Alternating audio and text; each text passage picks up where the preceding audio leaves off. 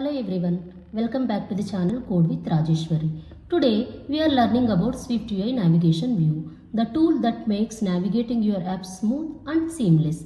And to make things even clearer, we'll compare it how the Facebook application works.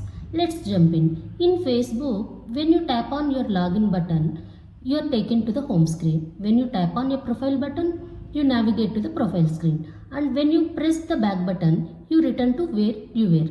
This is exactly how Navigation View works in SwiftUI. It pushes a new screen onto the stack when you navigate. Let's build a Facebook style navigation in SwiftUI to explore more things how the navigation flow works.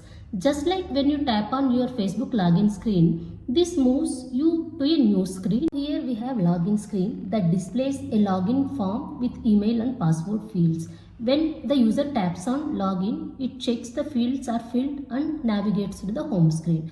Here in the home screen shows a list of posts with profile pictures, text and images. Each post has like and comment buttons. Clicking on a username navigates to the profile page, and there we can see the profile screen that displays profile picture, username and welcome message. So this will be loaded dynamically based on the selected user.